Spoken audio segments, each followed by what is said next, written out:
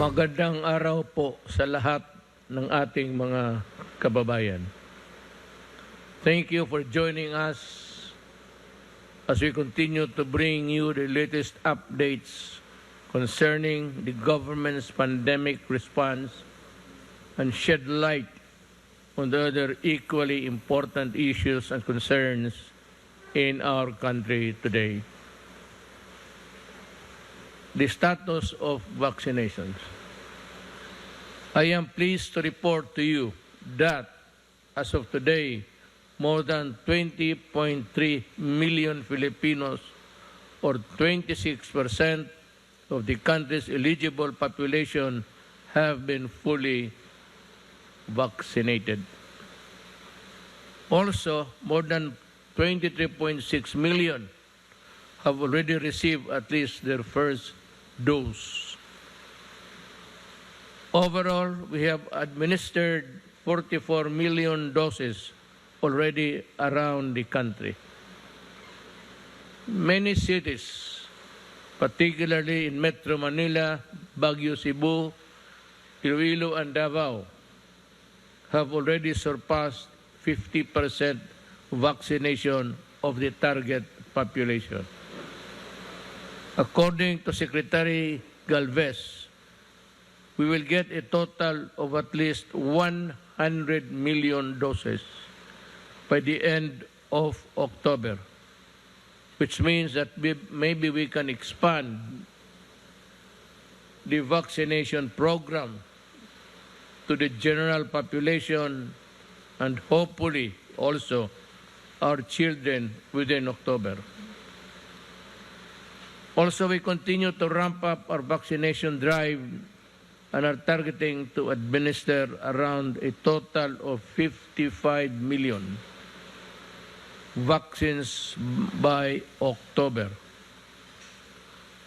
I am pleased to report that over the past several days, the number of new COVID-19 cases have been declining, and the reproduction rate has also been decreasing.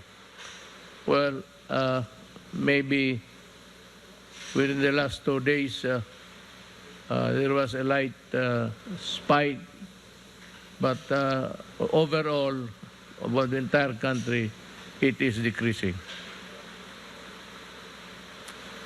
Now, how do I encourage everybody to vaccination? With these welcome developments in our COVID-19 numbers, I now encourage you, those who have yet to receive the vaccines, to get inoculated. Paulit-ulit kasi ito, we are almost pleading down on our knees. Parang nakaluhod na kami, nakikiusap sa taong bayan, yung mga taong ayaw o hindi pa nagpabakuna at nandyan naman ang available. If it is not yet there in your place, hindi pa dumating yung mga supply, well, perfectly understood. Pero yung nandyan na at ayaw ninyo, o talagang may pinag-isipan, you know, I do not want to advance this theory, but under the police power of the state, everybody can be compelled to be vaccinated. Not because we do not believe in your theory or belief or your religion, but because you are a carrier and a danger to society. Yan ang problema dyan. It's between your belief, maybe, your religion.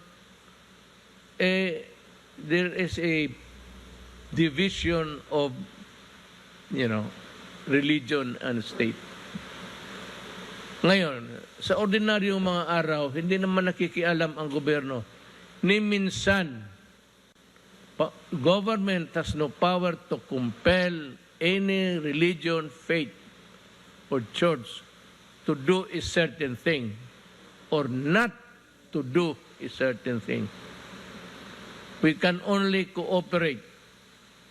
But itong police power of the state, na hahawain mo kapwa-tao mo, patayin mo, and maybe it would affect a large number of our people, then you are already a danger to society. And therefore, I said, contrary to the belief or opinion of others, opinion ko lang yan, can compel you under the police power of the state. Tama yan. Sa gobyerno, ayaw mong pagbakuna, umalis ka. Go out of government. Why? Because when you are with government, you face people. People transact business, official, audiences, or visits. Kung ikaw ang career, sabihin na ang relihiyon mo o ang ayaw ng aming paniwala o I just don't believe it. Well, I'm sorry. Yung ganon, it is completely irrelevant to us in government. Mabutit magkaintindihan tayo niyan. Because if everybody does not comply with the vaccines and we can have a widespread wildfire spread, then the police must go in and intervene in your private life so that you cannot be a danger to society. The 7-day average of new cases decreased by 13%, and we hope that this trend will continue in the days and weeks ahead. Nagdadasal ako. Sana po, I hope God is listening. But I hope He's not busy enough with other things in the universe to just take a look dito sa kung saan tayo nagkaroon. So, paano ko kayo ma-encourage? Paano ko? Hindi naman ito takutan. Government does not instill fear. Government can appeal. Government can talk. And government can pray and hope that you will listen to the well-studied, pinag-aralan, hindi lang na isang tao, buong mundo ang mga scientists. I hope that you can give credence also to the people na kung ikaw lang. May mga tao kasi pilosopo, well, this is not really to insult you, but may nakinig ako minsan sa TV, may no offense intended. Sabi mo, ayaw mo, hindi ka maniwala. When you're a doctor, actually, whether you are a specialist or just a practitioner, general, pagka-doktor ka, pati abogado, medyo may kabigatan yung salita natin. And if you are convincing enough in your arguments, people might just listen to you. And that could be a problem. Sana, kung ganito naman na ayaw mo, huwag ka na, tumahimik ka na lang. But there's a freedom of speech in our country. Hindi kami ano dyan. But sana naman, you will go by the almost general trend all over the world na vaccination or to get vaccinated or inoculated is really the best defense for yourself and for your fellow men.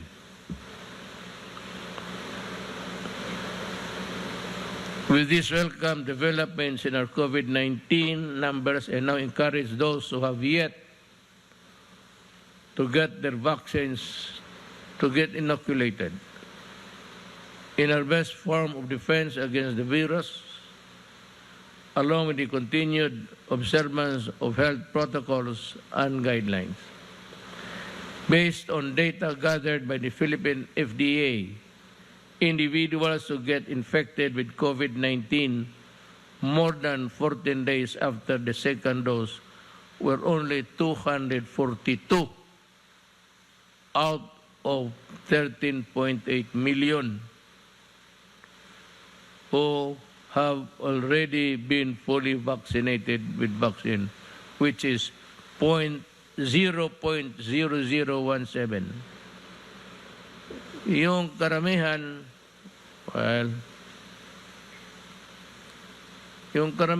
pag na-hospital walang vaccines, serious ka agad. You get what? You are in the critical list because well, pagka-critical ka, buksan yung bunganga mo, buksan lahat, then i-intubate ka. Yan ang mahirap yan. Intubation is not it's almost something like a last resort. Ganon ang mangyari sa iyo. So I ask our kababayans to please get vaccinated. When your turn comes, so you can protect yourself and your loved ones, paulit-ulit ito reminder lang ito, binigay sa akin. Pero kita mo paulit-ulit, again and again and again and again, para lang pumasok sa isip ninyo. Pag hindi pa pumasok sa isip ninyo,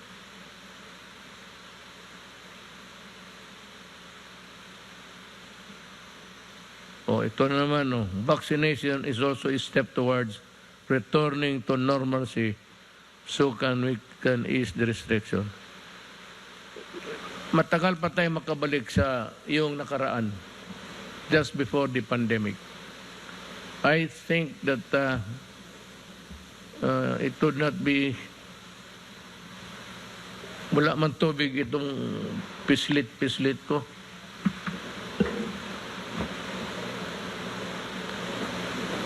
Uhaw siya. Where was I? We would not be able to return to the old norm. Mga ano pa siguro, 2 to 3 years. Pero pag ang mga tao, nandyan ang bakuna, magbabakuna na kaagad, at least ma-minimize na. And we can achieve the herd immunity, which is a long shot, but we can attain it with the help of the people. And if God helps us, we can have a steady supply of vaccines. The expiration of the shields. Pahiram nga ng shields na yung sa gobyerno. Ito.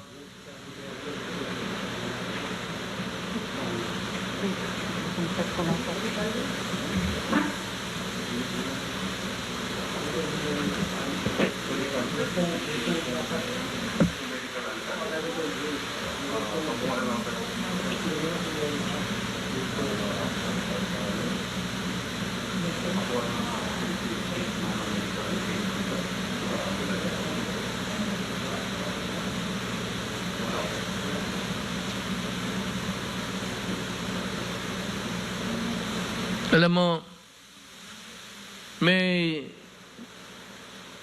gamit kami ng plastic sa bahay namin.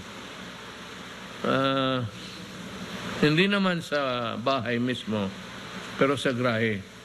It was plastic. I really do not know where my father got it. But yun ang ginamit niya kasi mahal man plastic na lang. Alam mo, sa totoo lang, hanggang ngayon, ang plastic nandiyan pa. At kung titignan mo mabuti, pag sa harap mo doon sa kabila, yung COVID, makikita mo pa.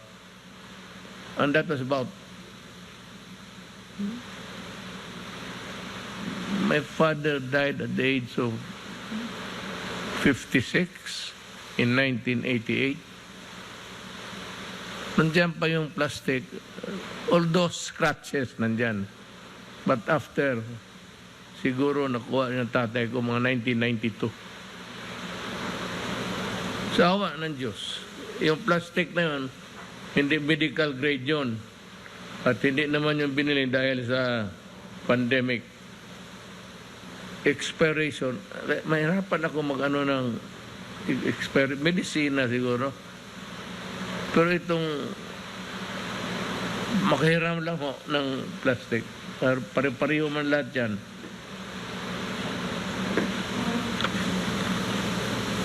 Paano ito mag-expire?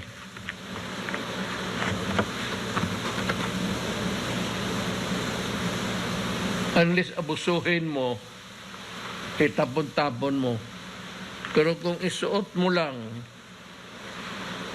at ilagay mo ng magandang pagkalagay, ganon, paano mag-expire yan? Well, mag-expire. But maybe in about,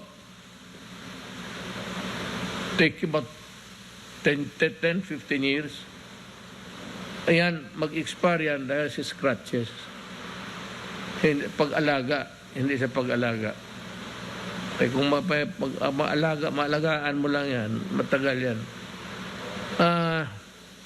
Kailangan itong sila Gordon, obvious na wala nang ibang mahanap na pwedeng ibato ng issue against officials of the executive. Kaya ako, I am not bothered at all. Sabi ni Gordon na yayanig ako. Gordon, kung alam mo lang ang buhay ko, yours must be a gilded life kasi anak ka ng mayaman.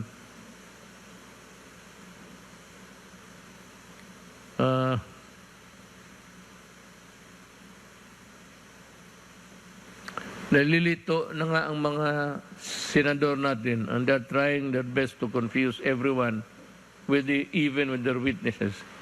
He cannot differentiate the quality if he allegedly tampered with the certificate of production or the certificate of expiration. Kasi kung mayroong production, there must be also an expiration date. Kagaya ng medisina. But it ain't that way sa plastic. Natotoo lang. Baka ang ginagamit, nagagamit pa si Gordon ng plastic.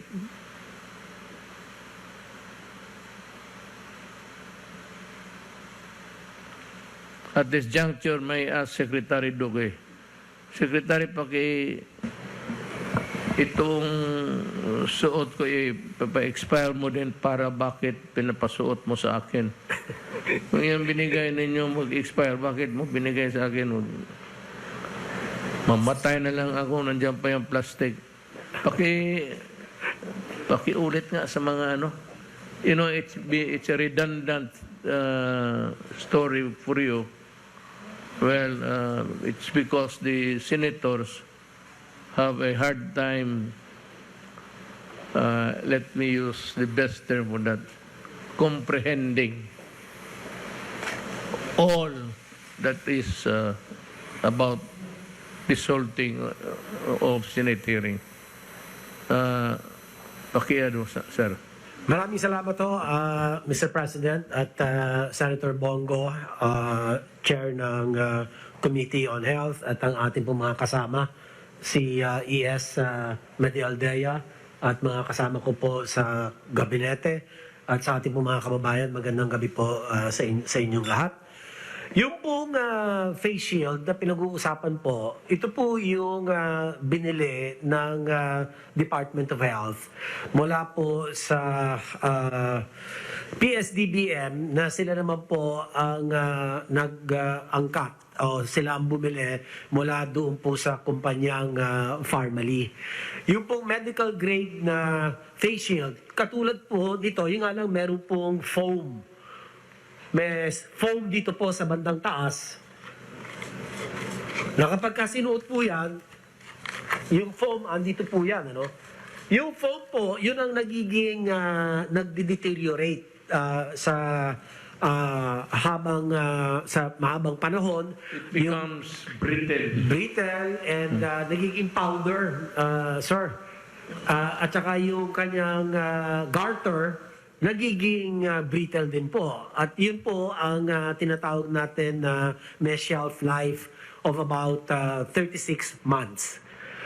So, yan po, hindi po natin tinatanggap ang mga supplies nang hindi po ini-inspect ng ating pong DOH inspection team.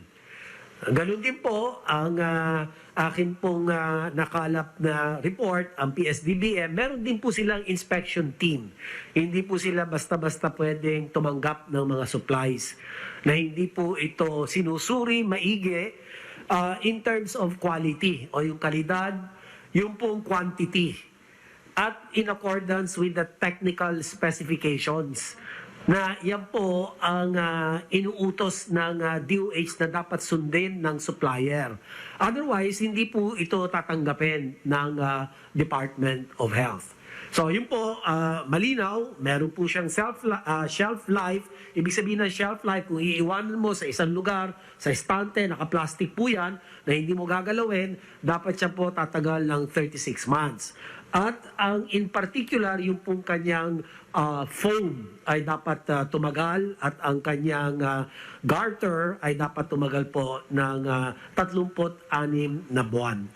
So, ang huli na lang po, Mr. President, yung patungkol po sa aligasyon ng tampering, lumabas po doon sa Senate hearing na talagang may pinakita, may ibinunyag, isiniwalat ang isang empleyado ng Pharmaly na tinamper daw po yung production date. Yung 2020 production date, ginawa pong 2021. So kami naman po sa DOH, inatasan ko na ang Procurement and Supply Chain Office na bantayan po ito at tignan kung meron po itong mga ganitong 2021 na nakalagay po sa mga face shield na production date. At batay po sa isiniwalat ng empleyado ng Pharmaly ay akin pong pinariripaso at pinapa-inspect muli ito pong mga face shields na ito. At kung totoong meron pong pandaraya o ito pong ginawa ng Pharmaly ay kinakailangan ay bawiin ng gobyerno doon sa kumpanyang iyan yung 1 taon na kanila pong tinamper. Kasi kung halimbawa 36 months, ano po, at tinamper yung production date from 2020 to 2021, so may 1 taon na daya. So kinakailangan yung 1 taon na yon magkaroon ng restitution sa gobyerno yung halaga ng face shield, Mr. President. So, yan po ang masasabi ko sa ngayon at yan lang po, kung meron pong mga karagdagang katanungan ay kami po ay sasagot po. Again, I would like to preface my statement with this, that there was or there is an existing national emergency. Yan ho ang hindi ninyo kalimutan. And I would like to reiterate that during the congressional hearing this morning, no less than the Government Procurement Policy Board explained that Bayanihan 1 is categorically exempted from the requirements set by the procurement law kayong gumawa ng batas na yan, kindly read Bayanihan 1 again.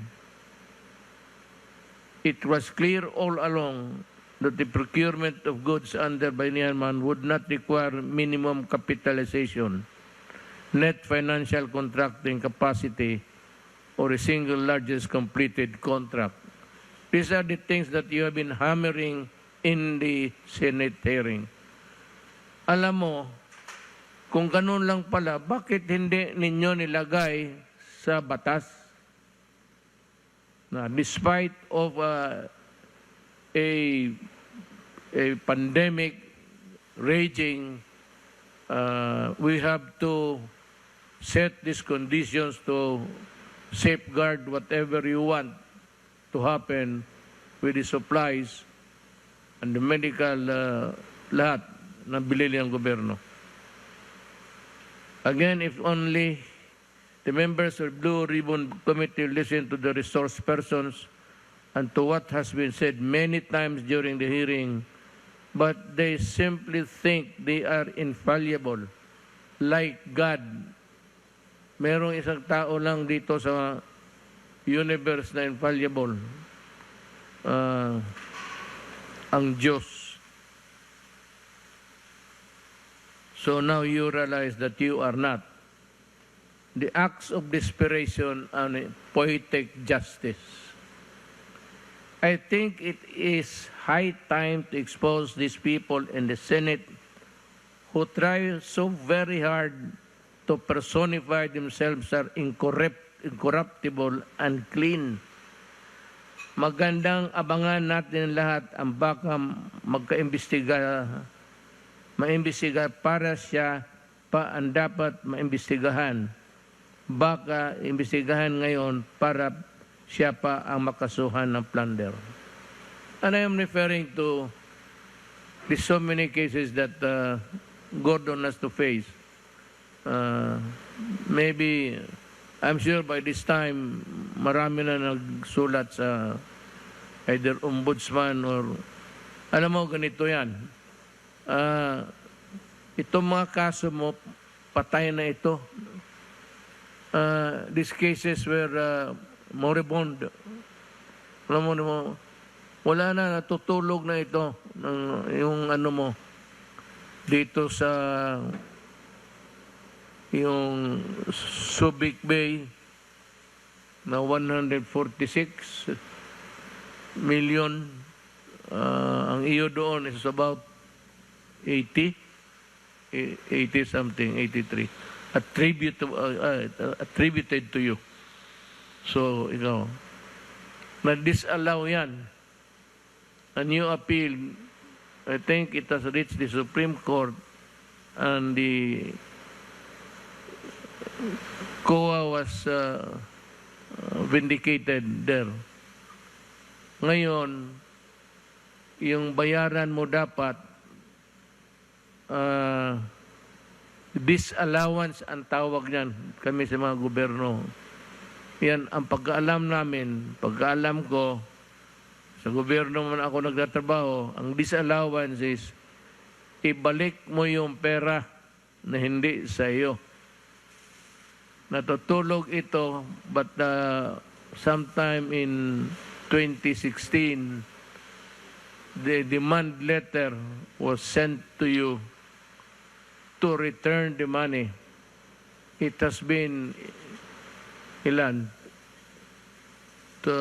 How many years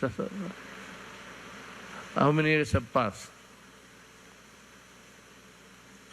Ngayon, hindi mo pa nabayaran. Ang dapat niyan, the case is actually disallowance, ang tawag niyan sa COA. Pag hindi mo nabayaran within the period demanded of you, then it becomes your personal liability and the case go to the ombudsman for, ang tawag niyan, malversation.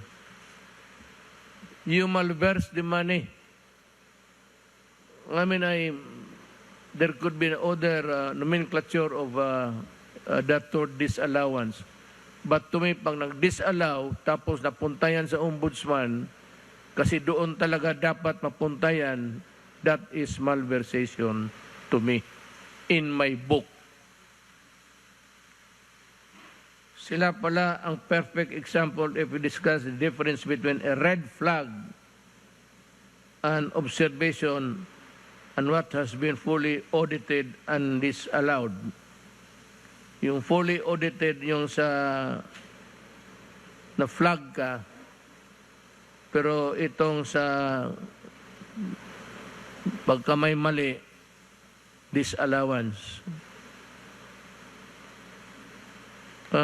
Ulitin ko, it has been years since yung notice of disallowance issued by the COA over misuse of funds by the Subic Bay Metropolitan Authority during Gordon's time as chairman, which amounts to 140 pala. Sabi ko, correct me if I'm wrong, it's at 146. It's 140 million pesos, and up to now, hindi mo pa rin ibinalik yung 86 million pesos of which is attributable to Gordon. So sana yung pera. Mr. Gordon, you are appearing all white because you have painted everybody black there. So, ikaw na yung lumabas na puti. What now? Please answer me. Anong nangyari dito sa kaso mo? Hindi mo binayaran. It's a malverse money. It's the people's money that you have used. So where is the money? Or what happened to the money? Binigay mo ba sa ano, o nirigalo mo sa ano, o ginamit mo sa kampanya?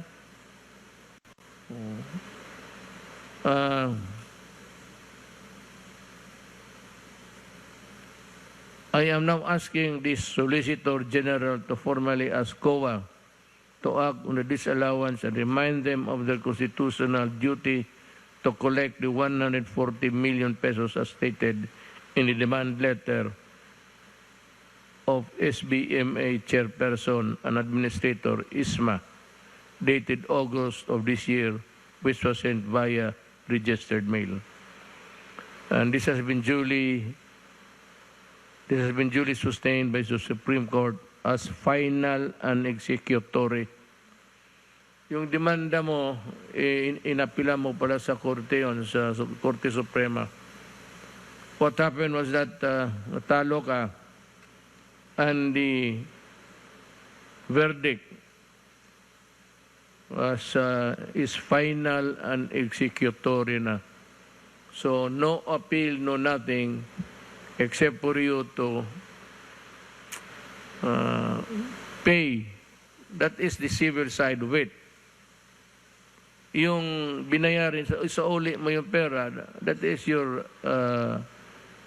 civil liability. But there is another component of that. The civil liability and your criminal liability. Yung criminal liability mo, yung mobilization. Tapos may muka ka pa na magsabi sa tao, gusto mong tumakbo ng anong posisyon na naisip mo, lahat ng ambulansya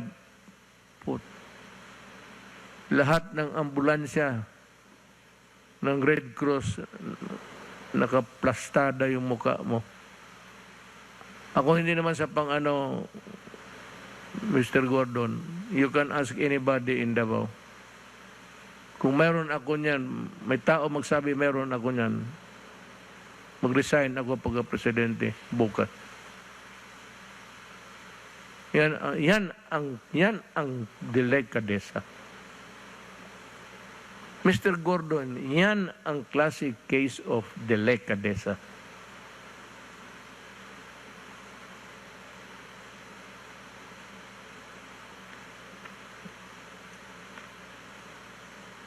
On the matter of the testing kits, pinalabas na naman nila overpriced na naman. Hindi naman yan ang titigilan. Pero I know that you can answer this considering the situation, capacity.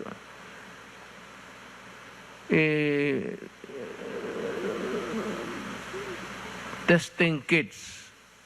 Well, I think the Director General sa FDA can help us solve the problem. Kindly explain sa yung itong testing kits para maintindihan ni Gordon, pati ang taong bayan. Yes, sir. Meron po akong konting papakita ng mga testing kit po natin. Andali lang. Yes, sir. Pina-check po natin yung mga testing kits natin, no, na mga nag-register sa FDA po starting noong March 2020. Yun po kasing una na nag-register. At ito po yung mga kits na mga pinaka-common na binibili po at ginagamit. Ito pong nucleic acid test ng Shanghai Gene Diagnostics. Yun pong shelf life talaga nila dahil nga mga bagong kits ito, 6 months lamang.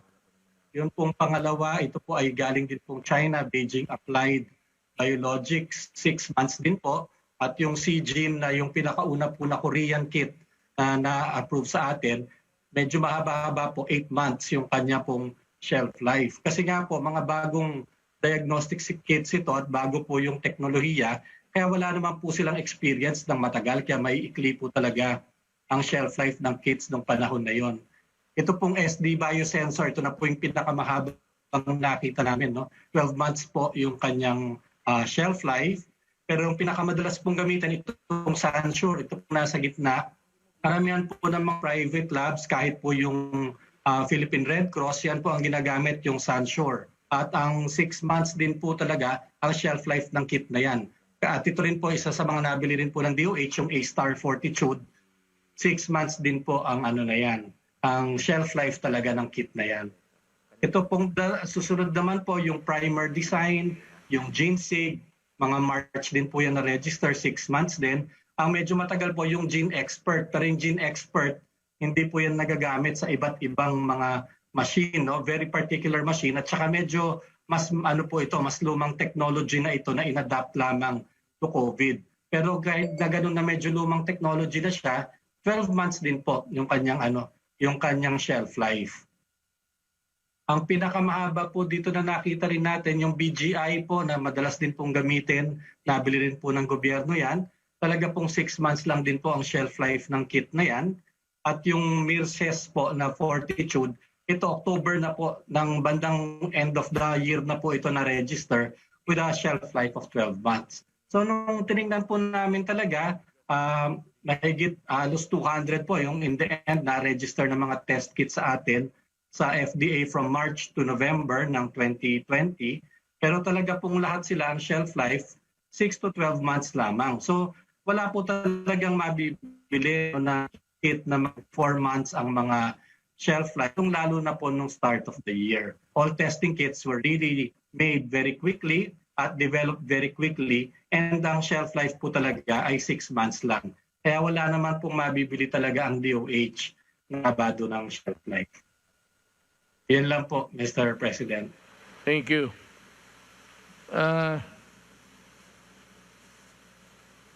Itong may isa pa akong resource person na gusto kong lumabas. I would like to backtrack. Mag-backtrack na ako.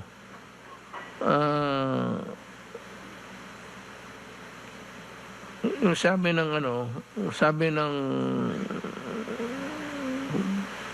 financial contracting capacity or the single largest completed contract. Hindi nasabi sa bayanihan yan. Again, the members of the Ribbon Committee,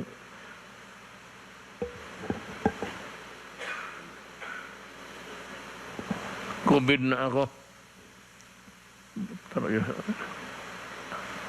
Hindi kasi nag-PCAD, hindi mag-mask.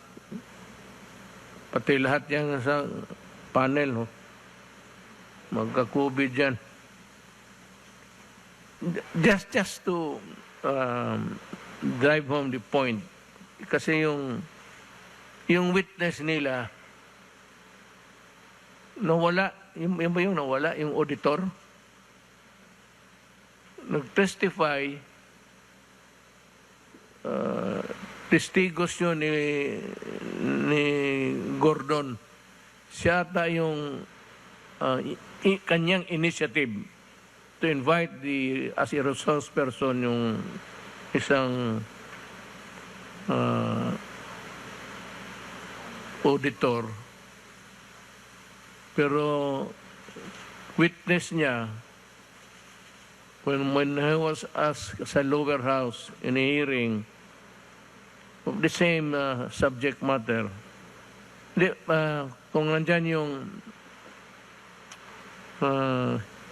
si kay Congressman Marcoleta, nandiyan kayo.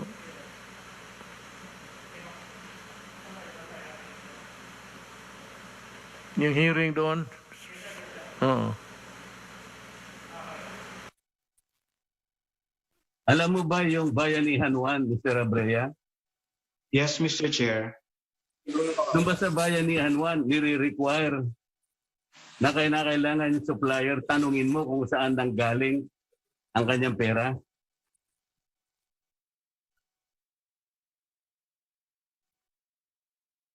Naintindihan mo yung tanong? Uulitin ko pa ba? Kung alam mo yung Bayanihan 1, nire-require ba ng Bayanihan 1 na yung supplier, bago siya makapag-supply, kinakailangan mataas ang kanyang capitalization o kaya kailangan i-prove niya sa'yo kung saan nanggaling ang kanyang capitalization. Nire-require ba yun ng Bayanihan 1? Mr. Chair, kasama po siya sa basic due diligence, Mr. Chair. Hindi mo sinasagot ang tanong ko eh. Kung alam mo yung Bayanihan 1, dapat alam mo na walang nire-require doon kung anong minimum capitalization. At dapat alam mo rin na hindi tinatanong doon kung saan kinuha yung pera na ginamit sa kapital. Yun ang tinatanong ko sa'yo. Paano mo ngayon sasabihin na due diligence? Eh wala namang requirement ang Bayanihan 1. Saan mo ibabatay ngayon yung panukat mo o yung standard mo, yung batayan mo na walang due diligence? Mr. Chair, ang due diligence po is basic principle po ng pag-iingat para po masigurado natin na may kapasidad ang kahit sino mang kumpanya o individual na makikipag-transaction po tayo, Mr. Chair. Abogado ka ba, Mr. Abrea? Hindi po, Mr. Chair. CPA po, Mr. Chair. O CPA ka? Yung due diligence, maraming klase yan. Merong necessary diligence, merong proper diligence, may ordinary diligence, merong extraordinary diligence. Alam mo ba yun? Yes, Mr. Chair. Ngayon, kabisado mo yung Article 1163 ng Civil Code. Alam mo ba yun? Hindi po, Mr. Chair. Hindi ko po kabisado. Sasabihin ko sa'yo para malaman mo. Sa Article 1163 ng New Civil Code of the Philippines, binabanggit dyan yung diligence of a good father of the family. Ito yung ordinary diligence. Ito yung walang requirement sa batas kung anong gagawin mo. Katulad ng Bayanihan 1. Hindi nire-require ang minimum capitalization dyan. Hindi rin nire-require na hanapin mo pa kung saan galing ang pera nila. Ang ginawa ng PSTBM, kahit walang ganong requirement, nagtanong pa rin. Ordinary diligence ang ginawa niya. Dapat pinasalamatan mo sila because Kahit hindi na kailangan, ginawa pa rin nila. Did you understand? Opo, Mr. Chair. Okay. So anong batayan mo na sinabi mong walang due diligence kasi hindi tinanong kung saan ang galing ang kanilang pera? Eh hindi naman nire-require ng batas yun. Yun po Saan kasi mo pinatay? Kasi Yun po. tinawag ka nilang expert witness. Ang expert witness, maski na sa regular court, ay tinatanggap sapagkat ang sasabihin mo ay talagang makatutulong. Beyond the understanding of the regular court, makatutulong ka talaga. Ngayon, nag-testify ka as an expert witness. Naghahanap ka ng due diligence. Yung batayan, hindi mo alam. Wala ka palang batayan eh. Sinasabi ko sa iyo ngayon that Bayanihan 1, including the emergency procurement under PSDBM, the negotiated contract, do not require minimum capitalization. Those rules do not require also that you will have to ask where the money came from. And there is no basis for you to judge and pass judgment on whether their action came from due diligence or not. Ang sinasabi mo, Mr. Abrea, kinakalculate ko lang, ay yung traditional na ginagawa under normal circumstances. Halimbawa yung public bidding during ordinary circumstances. Kailangan talaga yung tinatawag na net financing contracting capacity. Kailangan din yung SLCC na sinasabi. Ito yung single largest completed contract. But this is under the circumstances of ordinary public bidding. We are not under ordinary public bidding. We are under a public emergency. This country has been placed under national calamity for 3 times. Did you consider that when you testified before the Senate Duribon Committee? Yes, Did you Mr. consider that? Yes, Mr. Chair. Oh, when you consider that, paano mo ngayong sasabihin na walang due diligence? What is the basis? Ganito na lang para maintindihan mo, Mr. Abrea.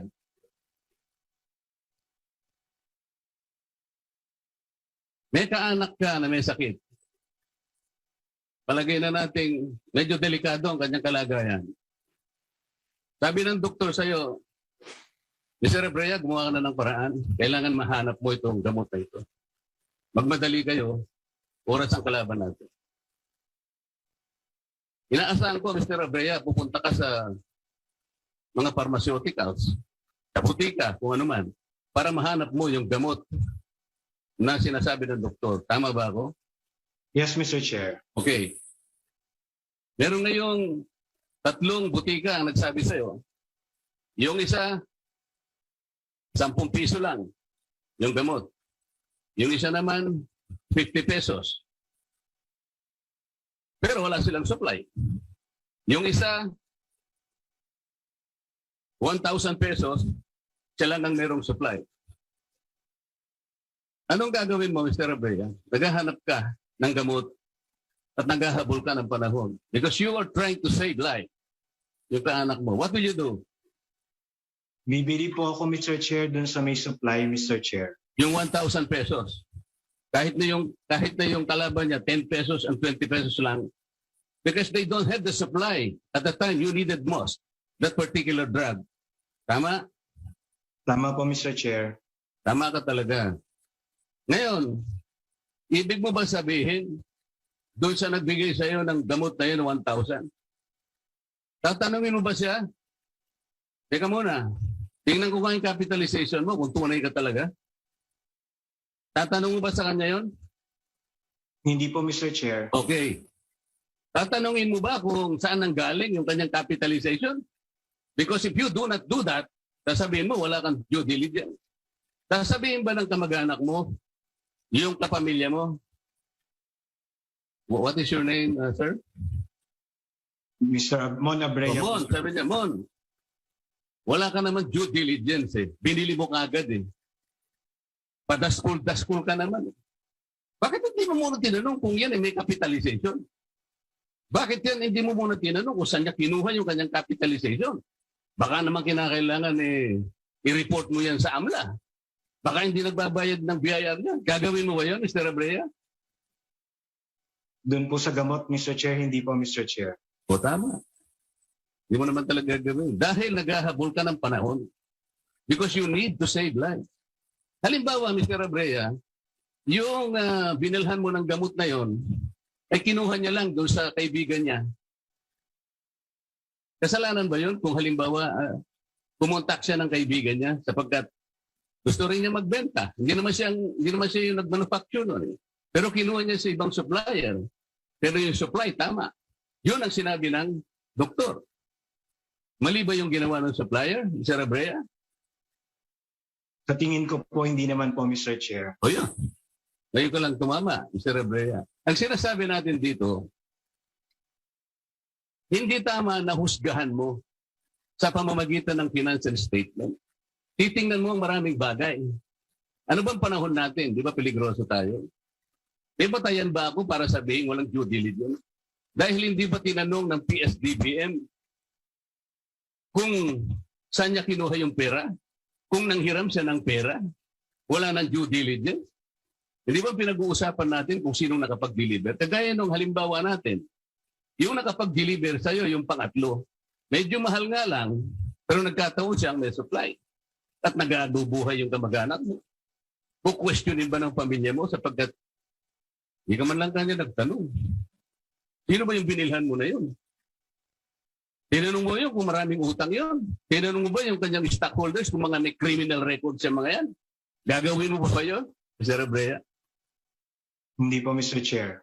Salamat po, Mr. Chair. Wala na po kita tanong sa kanya. Well, that completes the story of yung witness nila na hindi na bumalik. Apparently, the witness dovetailed the questions and the answers which Congressman Marcolita wanted to come out from his mouth. Lumabas yung totoo.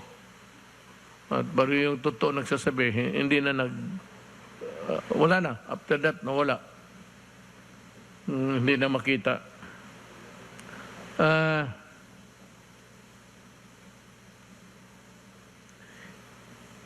Sir, tanongin na si Secretary Duque. Yung investigation ba ng PRC, yung false negative, false positive nila, may resulta ba? Kasi hindi natin malaman ilan sa nagpa-swab test sa Red Cross na naging false positive, so that we can approximate how many eventually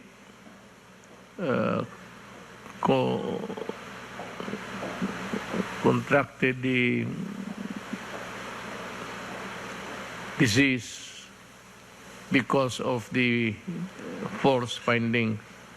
Do you have a copy of this investigation being conducted by the PRC, or were you given at least a rundown of what's happening there?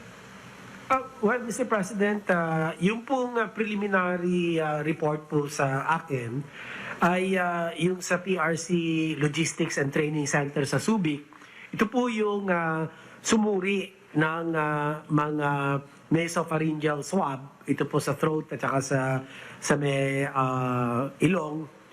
Yung 49 out of 49, lumalabas po na nag-positive. So 100%, lahat. No exception, lahat nag-positive. That was a result that was released on September 3, 2020. So ang ginawa po nung mga nagkaroon ng positive test results sa PRC sa Logistic and Training Center sa Subic, nagduda po sila. So pumunta ngayon sila sa Medical City Clark Laboratory. At doon po, September 6, nagpa-swab ulit sila, nasopharyngeal and oropharyngeal swab. At lumalabas, out of the 49, 5 po ang nag-positive lamang. So 10% lang po compared sa 100% sa kabila. Ngayon po, kasalukuyan ay iniimbestigahan po ng Research Institute for Tropical Medicine at meron po silang report na lalabas pa lang, makukumpleto ang kanilang investigation, Mr. President, by October 8. So antayin lang po natin dahil medyo masalimuot po yung proseso ng kanila pong investigation. Dahil kinakailangan po rito, highly technical po ang proseso.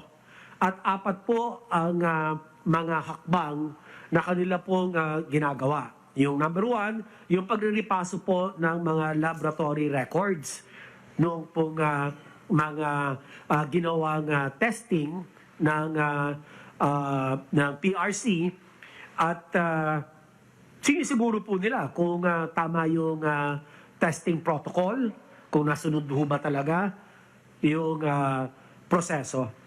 Pangalawa po ay yung pagriripaso ng tinatawag na case investigation reports. Dito po ay biniberipika yung exposure, yung symptoms, at mga iba pa po mga relevant clinical and epidemiological information. At pangatlo po, meron tinatawag na remote verification. Dito nililipaso naman po yung mga prosesong isinasagawa ng mga laboratorio at yung pong mga measures or procedures. No? At pang-apat po, pinakahuli yung troubleshooting proficiency test panel to all concerned laboratories. Dito po, bine-verify yung pong kakayanan ng mga laboratorio na talagang tama ang kanila pong pagtukoy noong presensya ng tinatawag na SARS-CoV-2 viral RNA at titingnan po nila ng talagang masusing pamamaraan yung detection system na ginagamit po nung laboratory. Dalawa po kasing laboratory pinag-uusapan natin dito, yung PRC po, na kung saan lumabas 100% ng positive yung mga healthcare workers, at yung isa po sa the Medical City Clark, yun din po ay tinitignan ng RITM. So Mr. President, yan lang po ang aking masasabi sa ngayon. Kinakailangan po by October 8, lalabas po ang resulta ng investigation at akin pong ibabahagi sa inyo. Salamat po. Salamat, Secretary Duque. It is good that there is an independent investigating agency para well, if there's nothing wrong, we can accept that. If there is something wrong, then the chairman of the Red Cross has to answer for it. It's yung supervision mo was not done properly in the absence of a supervised examinations in your agency that hindi ninyo nagawa yan. I think that Gordon has to answer for that also. Now I want to focus on my attention on what appears to be an intimidation of resource persons during the Blue Ribbon Committee. Dahil ba hindi ninyo nakuha ang sagot na gusto ninyong marinig sa isang resource person, inikulong ninyo at gusto pa ninyong ipalipat na sa Pasay City Jail. Nandoon na nga ngayon. Ipanalipat, you really had him transferred in the Pasay City Jail. Now, let me just shoot the breeze with you, the senators. Kaya ba kayo nag-iimbestiga to find out the truth?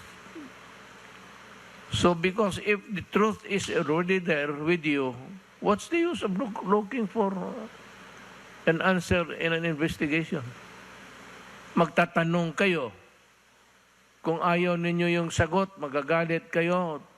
Tapos you threaten, we will cite you in contempt. And we can detain you forever. Is that how a civilized Congress works? Takutan ba ito? Kaya nag-iimbestiga ka kasi gusto mong malaman na yung sagot ng tao hindi sang-ayon sa alam mo na ang totoo. Then do not blame him because that is his truth. You just cannot assume altogether that he is lying. That would be a cockeyed view of what a hearing should be. Kaya ka nag-imbestiga, kumukuha ka ng sagot. Bakit ka makipagdebate at ang sabihin mo nagsisinungaling siya? So therefore, may sariling answer ka na. You have already in yourself the answer because every time the resource person answers and it does not fit the thing or the solution in your mind, you threaten them and actually you did actually detain them in the Pasay City Jail. So, kung may alam ka na, bakit ka makipag-away? Bakit mo pa ipakulong isang tao na alam mo na pala ang sagot? Bakit ka pa mag-imbestiga? If you are trying to ferret out the truth, you wait until everybody has testified. So, dyan mo na makuha ang the whole picture kung ano talaga ang nangyari. You do not do it by a piecemeal hearing. And every time you ask a question and you have a preconceived notion of what is the correct answer, you get mad and threaten them with imprisonment. Akala ba ninyo akala ko ba ayaw ng mga taong Pilipinas ng Marcelo? Tignan mo yung ginagawa ng Senado ngayon. It is just more than a Marcelo. Moti pa Marcelo, dali ka pa doon sa korte ng military or at least it's a court before you were held before a military or a civilian as they wanted it to be at that time. But at least there is a court hearing and the person accused is afforded the right to be heard. Yan ang importante dyan. So, ang human rights, gusto kong marinig kung ano ninyong sinasabi. The Constitution really provides that no person shall be deprived of life, liberty, or property without due process of law. Is there a due process of law if you already have the preconceived answer, and if it does not dovetail your frame of mind, you send him to jail.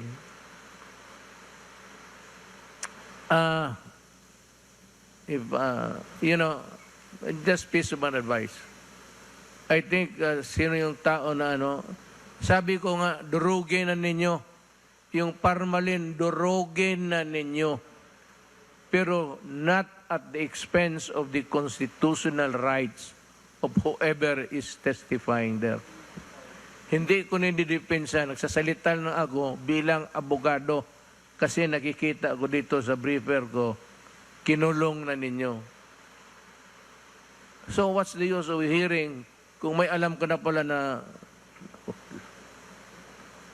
Mr. Gordon, you're a lawyer. Do not try to be a lawyer and not a despot. You are not the king of Congress. Please do it for the sake of you, your family, and for the country. So, bago ako magtapos, marami na akong nadaldal.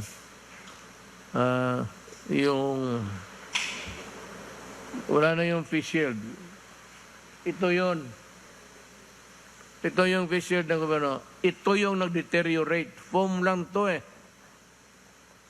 And of course, yung garter. Pero the garter has many, over time, maging maluwang yan.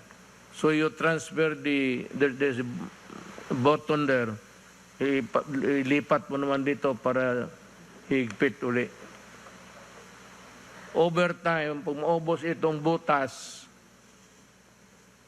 isang butas na lang naiwan, bumili ka na lang ng garter, talian mo lang at iganon mo sa likod mo, tapos, ito lang ang deteriorate. Because, as I said, this is brittle. Yan ang misteryo ng kung iganon mo yan, yun na yun. Yan ang face mask. Pero nandito yung para sa pawis. Kung wala ka namang foam, pwede ka naman mag-trapo ng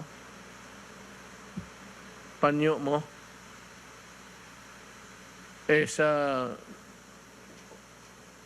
Nakita ko sa sine sa operating room, ang pahid ng pawis ng surgeon yung tatrabaho, yung nurse. Ito lang ang Actually, ang mag-ano niyan, yung foam, marami kang makitang foam ngayon. Guntingin mo lang. Nag-ilagay mo ng paste, yun na yun. If that is really what you're talking about the product, how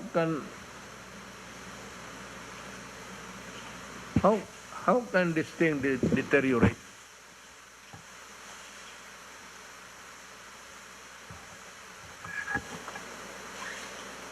Improper handling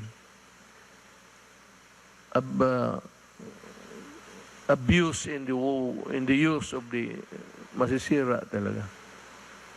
Kung meron itong ilagay mo lang yan dyan.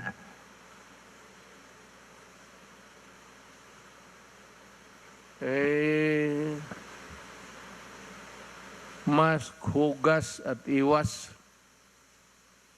Iwas ng wag lumapit.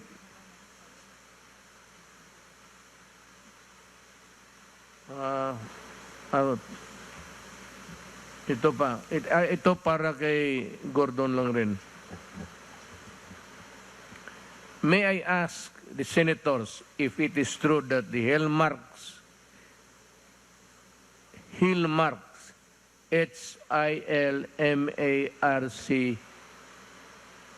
may S, is it true that Hillmark is the contractor of the new Senate building being constructed? Is this the same Hillmark contractor that built the Iloilo Convention Center and the Makati City Hall building, too, that the Senate also investigated during the last administration?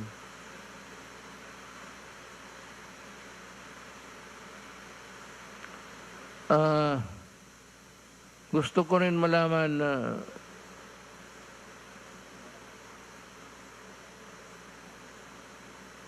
sa iyo, Mr. Gordon, yung dalawang building, paki-report na rin sa tao. The reason why the people are also interested in the investigation, in the audit, is gusto ng tao buksan ninyo ang libro para makita kung saan tumakbo yung pera. yan ang gusto ng tao. Hindi na masyado sila sa audit-audit. Nakakalito yan sa ordinaryong tao. Kaya ako ngayon, hindi naman ako CPA. Ba't kung sabihin, buksan mo ang libro para malaman ng tao. Maraming salamat, Senyor Gordon.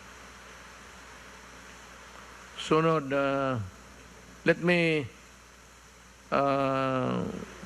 give you a run. I'll bring you through the people who are here to testify. Si Secretary Doque, Secretary Lorenzana, Secretary Galvez. Then we have Secretary Roque, we have Secretary Nograles, we have Chairman Abalos, Secretary Panelo, then tapos na, nag-testify na si Domingo, Secretary. Ngayon yung iba, si Secretary Medaldia, I think Secretary Dison will have something to say also. So I will call Secretary Delphine Lorenzana to talk. Magandang gabi po, Mr. President, Senator Bong, Executive Secretary, and ang mga kasama kong mga lingkod bayan. Magandang gabi din po sa inyo. Ito po aking ulat ngayon, Mr. President, ay ang mga ginagawa ng Crisis Action Plan Groups na ating ginawa mga 8 weeks na nakakaraan. Okay, ang community subcluster ng Mr. President ay nakapagpatupad ng alert level system sa NCR at granular lockdown sa 2,221 houses, 8 commercial establishments at paaralan, 27 residential establishment at buildings, 34 streets, 13 villages o subdivisions, 19 blocks at 14 settlements. Nagpatuloy sa pag-hire ng mga contact tracers sa buong bansa na kasalukuyang nasa 127,326 katao. Next slide please. Napabilis ng pagsasagawa ng contact tracing mula 26,245 noong nakaraang linggo, tumaas sa 29,250. Ang suspect at probable cases ang na-trace, na-assess at na-isolate sa loob ng 24 oras.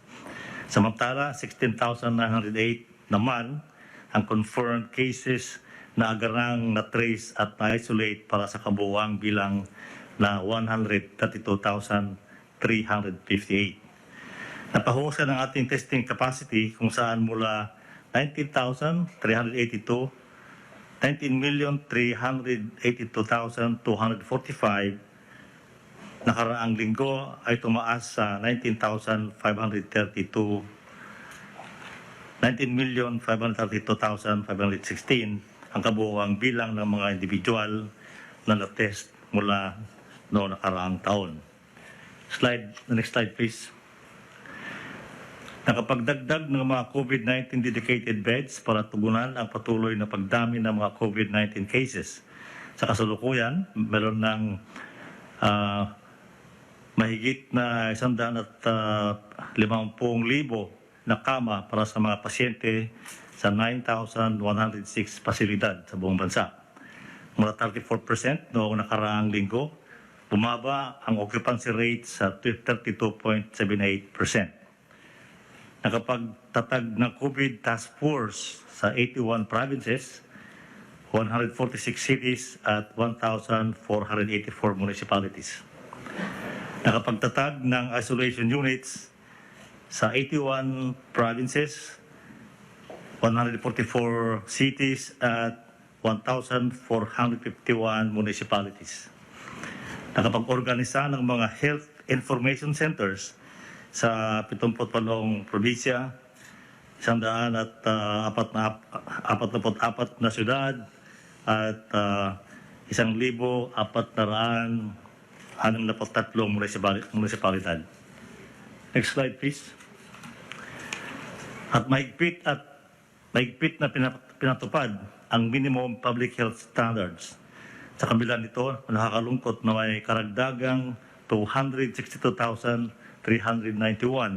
na kaso ng paglabag sa linggong ito para sa kabuuang bilang na 2,350,438. 114,247 naman ang mga naharang sa checkpoints para sa kabuuang bilang na 142,991, habang 1,379 ang unauthorized persons outside residence o UPORs para sa 18,136 kabuuang bilang nito.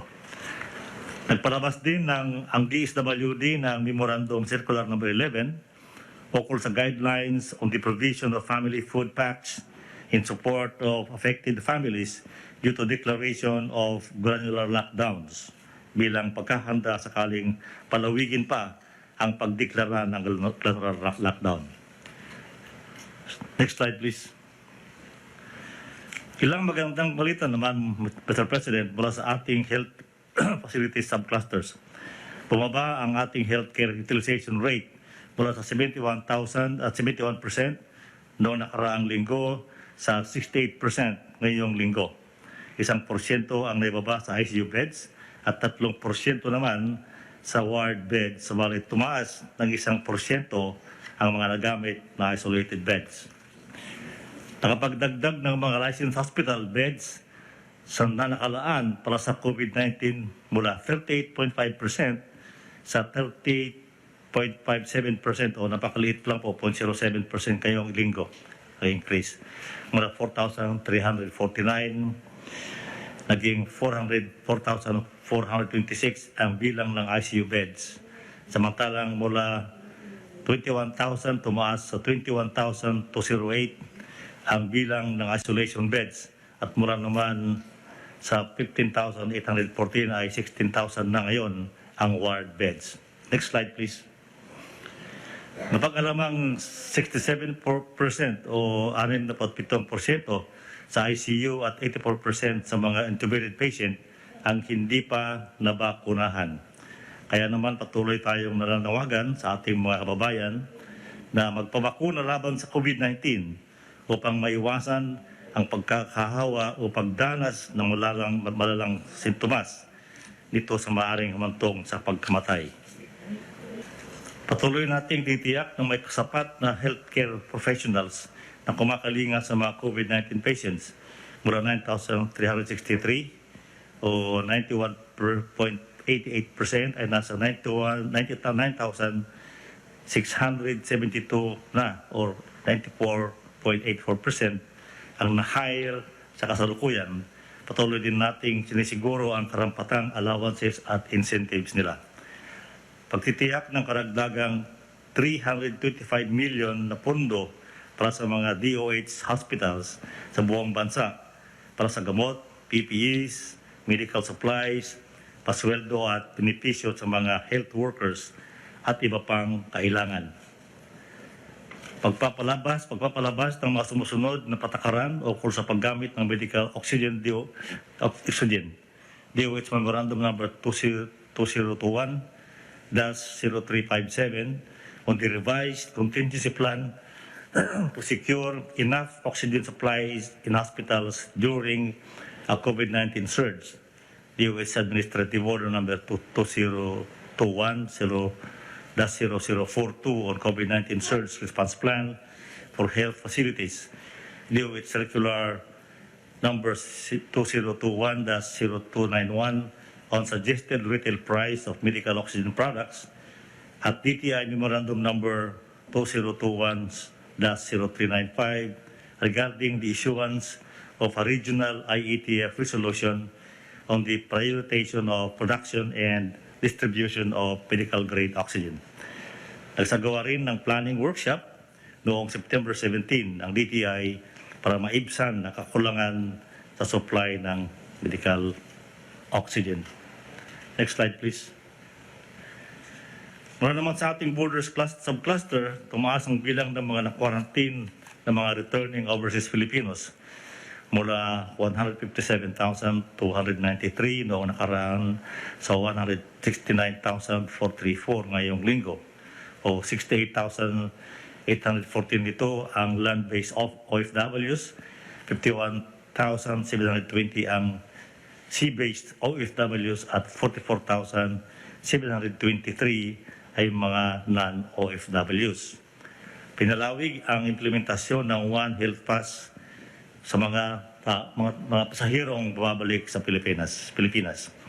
Pinaiting ang pagbabakuna sa mga dumarating sa bansa kung saan mula sa 22,723 ay 61,197 na ang kabuuang bilang na nabakunahan na. Nakapag-assist sa 6,82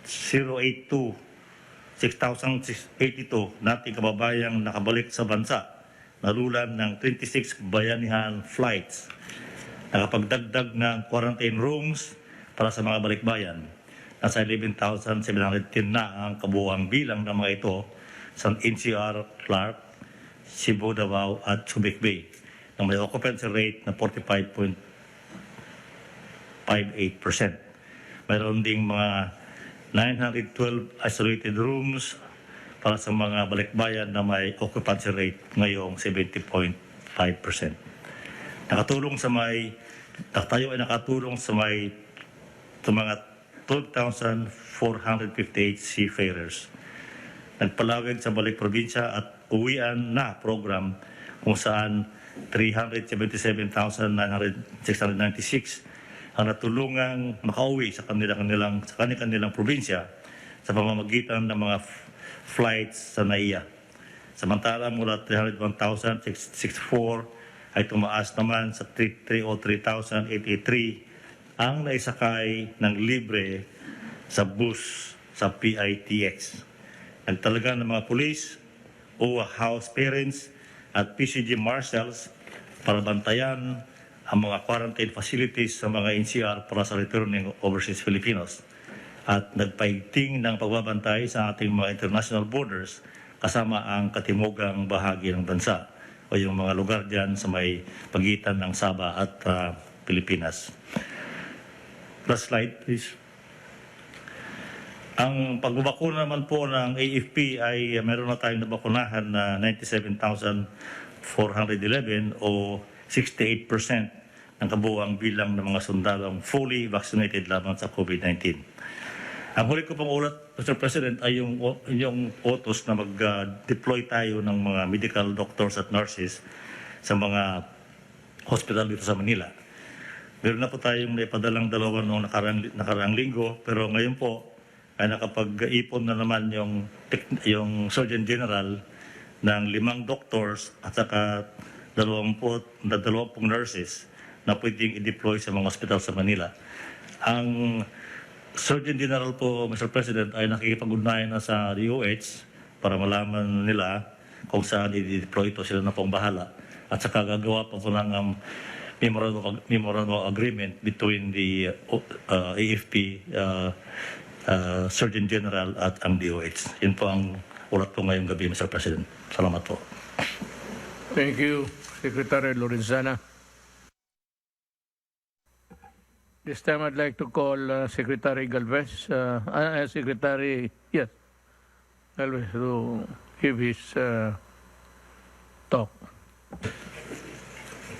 Mr. President, Senator Bongo, Secretary Duterte, and fellow cabinet members, mga kababayan, magandang gabi po at we will give you a significant updates on the national vaccination program. Next slide, please. The Philippines is nearing to breach 70 million doses and is expected to receive 5 to 7 million doses this week. Another good news is we already breached 20 million fully vaccinated Filipinos with 20,307,122 Filipinos are now fully vaccinated. 23.6 million or almost 44 million doses, and we are hoping that we can reach 45 million before the end of the month. For the month of September, our throughput was reduced to 10 million due to vaccine challenges. Deliveries started during the middle of the month, and the surge of cases diverted the attention of the LGUs. Next slide, please. Shown is the summary of our vaccine delivery and administration. We have an astounding inventory of 25,765,454. Ito po, Mr. President, we have a total of inventory of 25,775,454. And to date, we are now 26%. We have already inoculated 23.33% of the total adult population and 18.43% for the total population. Next slide, please. Shown are the statistic data of the monthly vaccine administration and vaccine delivery, which we can say that the vaccination increases once we increase the delivery. So kung makikita po natin, mababa po yung ating deliveries ng March at saka po ng February, ito po, mababa rin po yung ano po natin. And then nakita natin po na tumaas na po tayo ng more or less 16 million, tumaas na rin po ang ating administration. In here, baka po ito tataas po itong ating administration this coming October, considering that we'll still have more or less 7 million to be added to the month of September and first week of October. At ano po namin is darating po yung ating mga vaccine sa ating national government procurement, and also we are expecting a huge volume from the COVAX. Next slide, please. So ito naman po yung ating update sa administration by regions as of 26 September 2021. Wherein in NCR, we achieved yung almost 86%. Ito po, mataas na po tayo ng first dose, and then yung percentage ng fully vaccinated is 71.86 na po. At nakikita po natin ng Region 11, Region 4A, Region 3, Region 7 ay humahabol na po. Dati po ito, mga 20% pa lang po ito. Ngayon po 31%, and then also tumataas na rin po yung percentage ng fully vaccinated. Humahabol na rin po ang Region 6 at saka yung Region 10. Then, i-discuss ko po mamaya po, Mr. President, yung mga different major cities kung ilan na po ang kanilang percentages. Next slide, please. Sir, makita po natin, ito po ang Manila. 89% po yung covered at least individual first dose. So, 89.96%. Ito pong Iloilo City, sir, umabol po ito. Nung nagkaroon po ng surges, ay binigyan po natin ng maraming volume. Ito po ngayon po ay 87.06%. So, lagi po natin kausap si Mayor Treñas at ang kanyang fully vaccinated ay mahabol na rin po na 62.05. Ganon din po yung area na po ng Metro Cebu, mataas po ang kanilang vaccination rate, considering also na napakataas ng kanilang cases. Nagkaroon po tayo ng policy ng focus and expand. Kasama po ang NCR plus 6 at saka NCR plus 8. Kasama po sila sa ating priority. At nakita po natin na ang Mandawi City 65.89%. Yung Lapu-Lapu, 55%, at saka yung Cebu, 50%. So nakita po natin na mataas na po, humahabol na po ito sa NCR. At nakita rin po pati yung Davao City na binigyan po natin din ng mga priority ng mga volumes. Ito na po, at meron na po siyang 54%. At meron po siyang 35% na fully vaccinated na po. Ganon din po ang Cagayan de Oro at ganon din po ang Zambales. So ang Cagayan de Oro po ay 48% na po ang first dose, and then 34% ang second dose. Next slide, please. Tingnan po natin yung area ng Region 4A at saka Region 3. Nakita po natin yung Bataan, tumaas na rin po ng 49.23% ng kanilang first dose at 28% sa kanilang second dose. Cavite, tumataas na rin po, almost 40%. And then ito pong Batangas, 33%. And then itong Pampanga, 33%, and then Laguna, Bulacan, 33%, and then Rizal, 33%. Mostly, karamihan po sa kanila ay nasa taas po ng 23% ang kanilang mga percentages. Next slide, please. So ano po ang gagawin po natin sa target natin this coming October 2021? Ito po ang pinaka-target po natin na we will ramp up our deliveries na at least maka-reach po tayo ng 100 million by the end of the month, so that we can open up more vaccination for other sectors like the children and the adolescent. And ito po ang ating target na we will administer at least 55 million plus doses. So pwede pa po itong umakyat pagka nagkaroon po tayo ng mataas na capacity sa ating mga LGUs at ating mga PCPs. Ang ating din po target is by the end of the month, mag-80% na po na fully vaccinated ang NCR kasi nagsa-second dosing na po sila. Kayang-kaya po nila po yun. And other key cities to raise the vaccination to 50 fully vaccinated by the end of yung mga major cities natin na NCR plus 8, NCR plus 6. And then we would like to increase our daily jobs to 500,000 to 800,000 doses. And we would like to thank Sec Beans kasi po siya po ang talagang nagkakaroon ng batch siya po ang bastonero natin saka si Yosik Mirna in order to increase this 500 to 800 doses kasi araw-araw po tuwing 9 o'clock ay si Sec Beans po nagbabastonero po sa ating mga different regions. Yun lang po, Mr. President, ang aking ulat po ngayong gabi sa inyong mahal na Presidente. Thank you, Secretary Galvez. Secretary Dizon, you have something to say? Thank you very much, Mr. President. Thank you very much, Secretary Galvez. I would just quickly want to add to Secretary Galvez's report. Mr. President, I think ang critical po sa atin ngayon for the month of October and moving into the last 3 months of the fourth quarter of 2021 is yung pag-open up po natin, kagaya ng sinabi nyo nung nakaraang linggo, na we will already seriously look at opening up to the general population, especially in the major areas all over the country. And also equally important is the opening up to the vaccination of our children. I think that is very critical, Mr. President, and with the report of Secretary Galvez tonight, that we will be hitting 100 million doses by the end of November. I think your wishes, Mr. President, to open up to the general population and also to open up to our children, the vaccination program will be becoming a reality in the month of October. Thank you very much, Mr. President. Thank you, Vince. Now we will begin with Secretary Roque.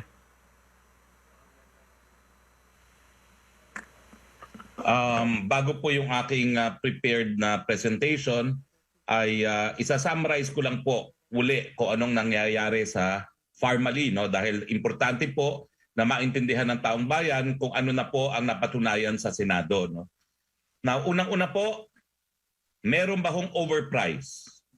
Ang lumabas na ebidensya po galing sa bibig mismo ng chairman ng COA, walang overprice. Dahil malinaw na malinaw po ang bilhin natin sa PPE na consisting of a 9-piece set at isa lang po doon yung tinatawag na face shield ay 1,716 kung tatanggalin po ang taxes. At ang dating administrasyon ay bumili ng hanggang 3,800 at 6-piece lang po yun. Mas maraming binili natin sa mas mababang presyo.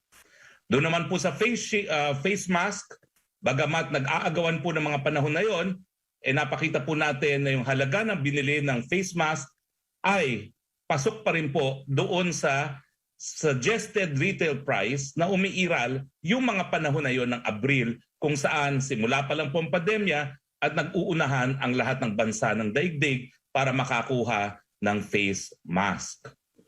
Nang wala po silang napruebahan na overprice, pumunta naman sila sa proseso. Ang sabi nila, labag daw sa Government Procurement Act or RA 9184 yung proseso na ginawa ng PSDBM. Tama po yun. Pero hindi po yun illegal kasi Kongreso po mismo kasama ang Senado na gumawa ng batas, Bayanihan 1, na nagbigay po sa inyo bilang presidente ng kapangyarihan na bumili ng mga kinakailangan sa pandemya sa lalong mabilis na panahon in the most expeditious way. Tapos po sinabi nila, napakaliit ng capitalization, bakit binigay ito? Well, ang sagot po dyan, under Bayanihan 1, hindi nga po applicable yung 9184 kasi emergency powers po ang binigay nila sa inyo dahil emergency ang sitwasyon, kinakailangan natin yung mga face shield, face mask at PPE. Ngayon naman po, Mr. President, pinupulaan nila at sinasabi na yung face shield, at uulitin ko po isa lang po ito doon sa set na binili natin na 9 na pirasong set. Kasama na yung PPE, yung apron, yung face mask, yung eye shield, yung mga ganyan po, no? Yung foot cover, isa lang po yan. Sinasabi nila, pineki daw yung date of manufacture. Kung totoo po yun, talagang dapat panagutin. Pero hindi po ibig sabihin na yung buong PPE na 9-piece ay naapektuhan ng face shield na yon. Panagutin. At maliit lang naman ang halaga ng face shield. At ang pinakamaliit po sigurong halaga dyan ay yung face mask tapos yung face shield, no? Dahil 9-piece set nga po yan. Pero kung ang tanong, nagkaroon ba ang danyos ang Pilipino dahil di umano ay pinalabas na 1 year later na na-produce ang face shield? Ang sagot, wala po. Bakit? Kasi bago po tinanggap ng Department of Health itong mga face shield neto, tinignan po nila, ininspekta at nakita nila na pursuant sa WHO standard nito dahil yan naman po ang sinusunod ng ating DOH. Pero ang pinaka-importante, Mayor at sambayan ng Pilipino, kahit kailan pa na manufacture itong mga face shield neto, lahat po yan nagamit ng ating mga healthcare workers. Lahat po ng binili natin doon sa 9-piece set na yan, naging dahilan para masalba ang buhay ng mga medical frontliners. Dahil kung hindi po natin yan binili, mas marami sanang mga health workers na nasawi dahil sa COVID. I dare say, Mayor, even one life saved by the billions of pesos that we spent was well worth it because the Filipino is worth spending for. So malinaw po sa taong bayan, wala pong napatunayan sa Senado. Pero siyempre po, tuloy ang investigasyon dahil nagnanais manalo sa susunod na eleksyon yung kakaunting mga senador ngayon na sumasapi pa sa hearing. Uulitin ko po, in aid of re-election, hindi na po in aid of legislation. Dahil ngayon po, malinaw na. Ano pa ba hong legislation ang nais nilang buuin matapos ang 8 hearing sa Senado? Kung hindi pa po nila nalalaman kung anong dapat na batas na isabatas dahil sa hearing nila, baka naman po may kakulangan na sa pagkakaintindi o malinaw talaga po. Politika lang po ito. Pupunta na po ako ngayon dito sa natanong sa akin kaninang umaga sa press briefing at sa totoo lang po, nahirapan akong sagutin. Ang tanong po ng media, ano po ang posisyon natin dito sa AUKUS Security Pact? Australia, United Kingdom, and United States Security Pact. Kung maalala nyo po, habang ako'y nasa Amerika, naging controversial po ito dahil ang France rinicall ang kanyang ambassador sa Amerika. Dahil imbis na bumili sa France ng mga submarine, bumili sila sa Estados Unidos at sa United Kingdom. Pero ano ba ho itong AUKUS na tinatawag? At ang tanong nga po is, ano daw po ang posisyon ninyo? At ako naman po ay nagsabi, tatanungin ko po sa inyo. Yung Australia po ay bumibili ngayon ng nuclear-powered submarines para sa Australian Navy. At itong mga submarines po ay gagamitin ng mga bansang Amerika, United Kingdom at Australia para magpatrol po dyan sa South China Sea. Bagamat ang sabi po ng Australia, committed daw po sila sa kanilang obligasyon doon po sa tinatawag na Non-Nuclear Proliferation Treaty. Hindi sila magnanais na magkaroon ng kapasidad para mag-develop ng nuclear weapons. Next slide please.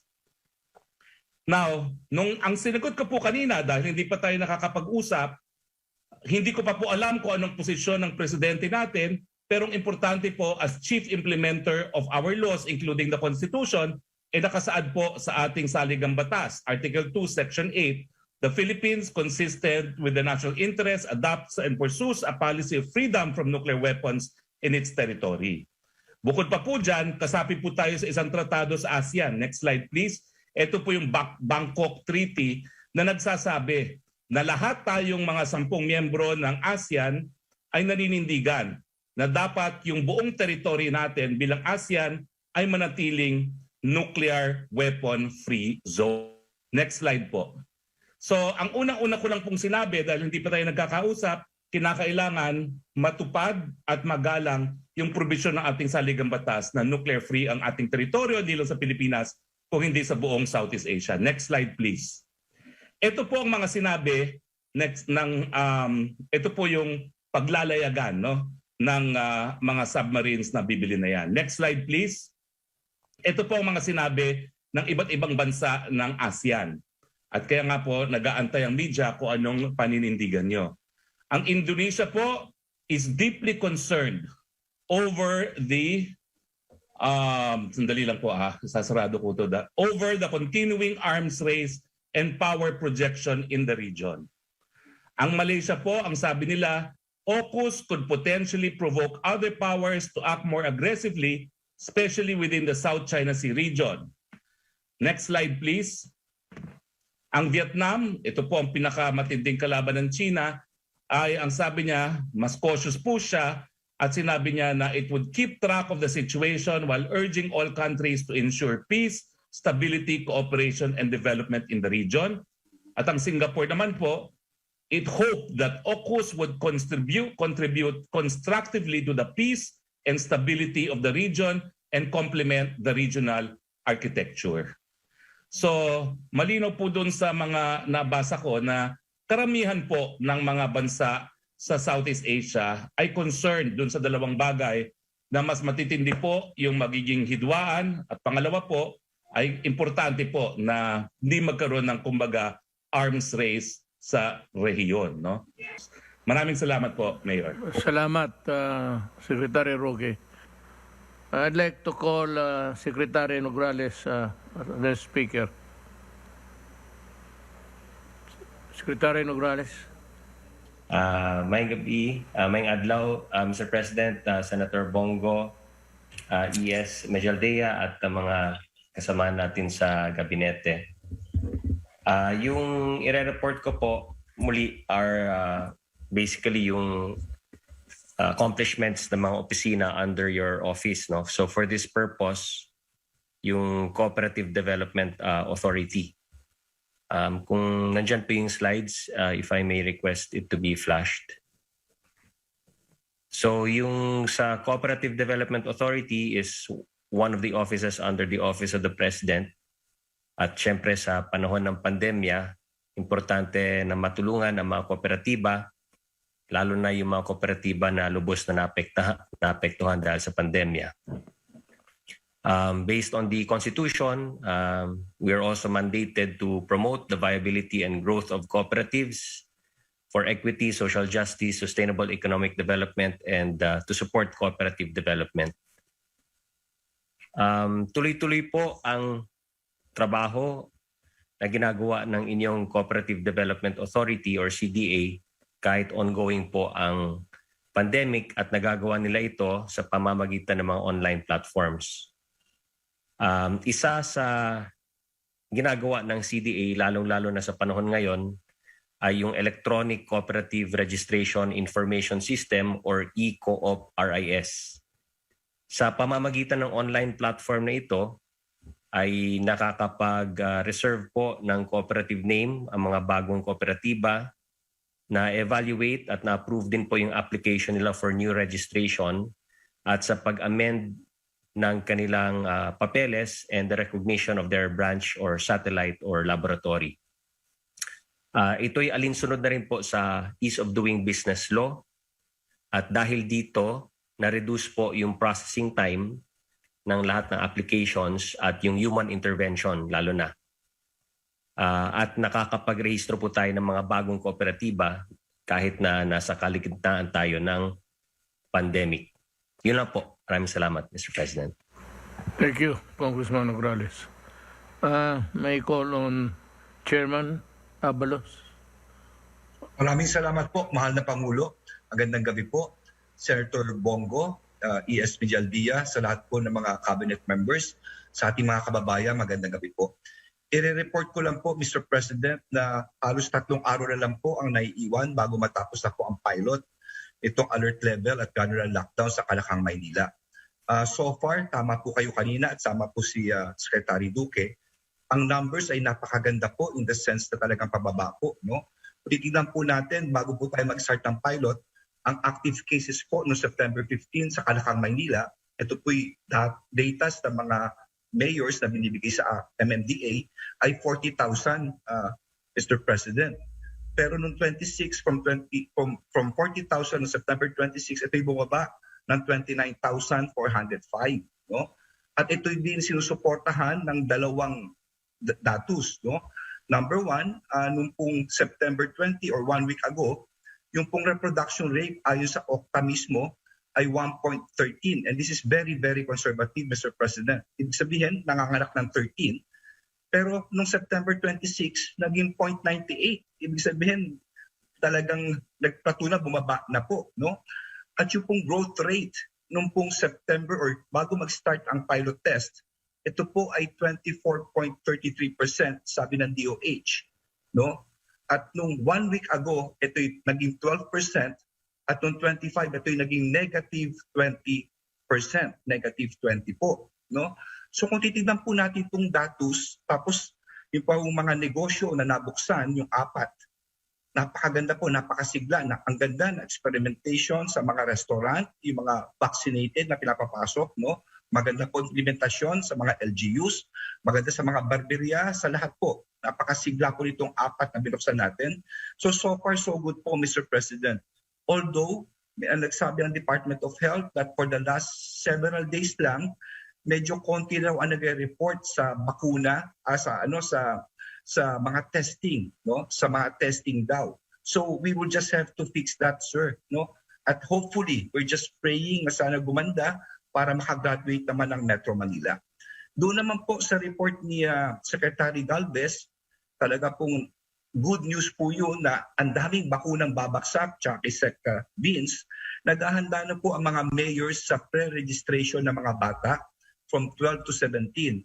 Nakaumang na po para in the event po itong October, kapag sinabi niyo po kanina, ay nakahanda na po kami ng listahan po namin para sa mga estudyante po namin. At bilang panghuli po, Mr. President, bilang chairperson ng Metro Manila Disaster Risk Reduction and Management Council, kagabi po ng 1:12 ng umaga, actually nanonood po ako ng TV, gumalaw yung kama ko eh. Alam ko kung ano nangyari, yung pala may dindol po. No?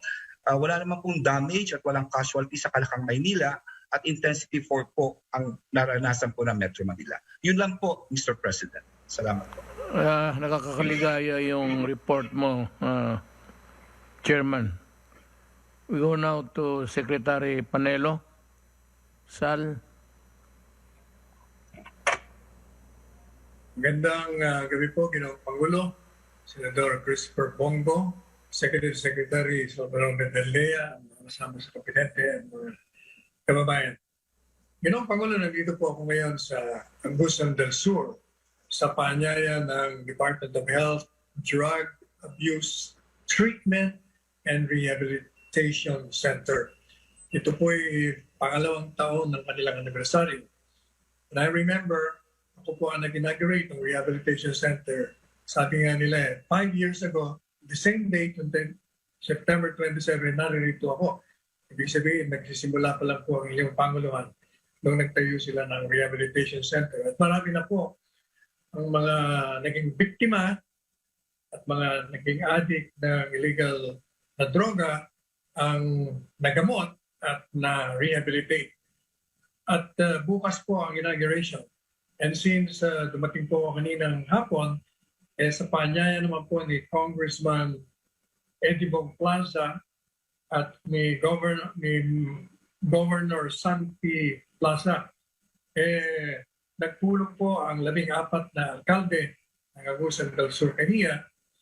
Kasama na po yung mayor, vice mayor, at mga sangguniang bayan, pati na mga barangay kapitan kanina with social distancing of course. Napakal na laki po ng auditorium nila rito. At yung po kanilang mga madaliang mga concerns o pangangailangan ay inilaan po nila. Of course, ang number 1 po nila ay yung bakuna sapagkat sangayon sa kanila, yung mga ibang munisipyo nakakatanggap lamang ng 300 na bakuna. Tumataas ang bilang ng kanilang mga may sakit. At karaka-karaka po ay tinawagan natin si Secretary Charlie Calves at na-speaker po natin. At siya naman ay siniguro niya na dahil nga marami ng bakunang dumarating at naka-ready na rin, meron daw 400,000 na ipadadala dito sa Agusan del Sur. Kaya tuwan-tuwa po yung mga gobernador, congressman at mga alkalde rito dun sa sinabi ni Secretary Charlie. Yan naman po isang mayor at ilang pang mayor, meron daw po silang granular lockdown. And because of that, kailangan po nila ng ayuda. Ang huli daw nilang ayuda ay under Bailion 1 and 2 pa. At matagal na raw yun. Kaya tinawagan naman po natin karaka-raka din si Secretary Rolly Bautista at agad naman na sumagot at nagsabi na sulatan lang siya o kahit na text na galing kung sinong nangangailangan at padadala niya po kagad. Kaya tuwan-tuwa na naman po yung mga alkalde. Meron naman isa pong concern na napakahalaga din, kaugnay din ito sa health. Sapagkat kailangan daw po nila nakikiusap Secretary Pinkoy Duque, kaya ho tinatawagan natin kanina, na kailangan daw po nila emergency ng 14 na doktor. At yung nurses naman daw as many as DOH can give them dahil kailangan nila. Kaya sabi ko, pararating ko po kay Secretary Duque, and I'm sure he's listening now, he knows. Now, gusto rin po nilang iparating sa inyo during kaninang nakausap po yung mga alkalde. Humingi po sila sa inyo, Ginoong Pangulo, ng guidance. Sapagkat gusto raw po nilang malaman kung sino raw ba ang talagang susuportahan nila na presidente sapagkat nag-aantay po sila sa inyo, Ginoong Pangulo. Bigyan niyo raw po sila ng guidance. Sabi ko po sa kanila, maghintay sa October 8, yung last day. Pero sabi nga po nila, mas gusto nila sana magbigay nyo na sila ng guidance sapagkat talagang gusto na po nila na malaman. Now, pagdating naman po, tinanong ko naman doon sa Senate investigation na ginagawa. Alam po ninyo, ang kanilang impression talagang pinopolitika lamang at naniniwala sila doon sa mga paliwanag na naririnig po nila dito sa Tell the People. At sila rin nga daw nanonood at then they're so disappointed doon sa mga dati niyong kaalyado na pinupuri kayo nun, sinusuportahan kayo nun, at dahil lamang ngayon ay malapit na halalan, pinupolitika na kayo. So, yun po ang gusto lang ipaabot sa inyo. Is that all? Okay ka na? Yeah, yun lang po. Yun lang po. Ginagawa. Kung gusto mo, bumalik tayo kay Gordon. Baka may makita ang Supreme Court na pagkakamali.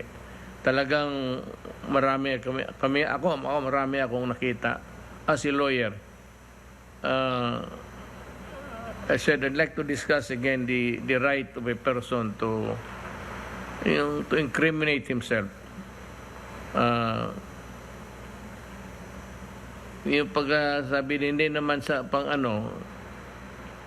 if it is not you're calling him not as a resource person but already the inquest is focusing on their something like liability, you miss one entirely point of law, and that is a person being advised that any testimony from here on that you would give may be used against you in a criminal or civil suit. Yan ang hindi nila malaking bayo. Tayo mga abogado halos dito kaharap ko. You cannot do that kung ang questioning mo is already focusing on the guilt of accused of a wrongdoing, tapos gusto mong extract further from his mouth, then he cannot go to prison by using his mouth. You have to advise him of his constitutional right. Dapat ganun lang that is in keeping with due process. The right to be heard and the right to be forewarned that there is a criminal case cropping up by your testimony because ang iyong investigation is not already from using the resource person as an information platform, but already placing him in jeopardy. Yan ang pati ito si Torrens at Torneto Pasio, hindi ito susurrender. Dikitan ninyo yung mga kaso ni Gordon hanggang eleksyon, hindi mananalo si Gordon. Sigurado yan. Especially if you can file the proper case on time. Yung ano lang niya, yung final and executory, yung disallowance. Disallowance is, when the notice of disallowance is simply, you return the money. But the other side of the picture is that you have committed, because you malverse the money, you can go to prison. So the other side of that is really malversation. Dikitan ninyo yan at hindi abot ng election time yan si Gordon. And if the entire story is narrated to the people, then I'm sure that mata sa mata. Parang ganun. So, it is not good to be... mas maganda mo yung palabas mo sa publiko na tigas ka, marunong ka, and that you are very proficient in the English language. Wala tayong ano dyan, kaduda-duda. At saka yung cutting the testimony when he is already about to explain everything, i-cut mo, then you introduce the theory and just saying, right? Is that right? Is that correct? So you want your theory being dovetailed by the narration of the witness, which is a bad strategy for a lawyer. Hindi siguro ito kasi na I don't know if he has appeared in court si Gordon. Pero maraming lapses siya dyan. And it will, in the end, discredit him. Maraming salamat sa pagtangkilig ninyo mga kapatid kong Pilipino at sa muli natin pagkita. Kung hindi pa kami ma-COVID, tang inang COVID na yan. Thank you.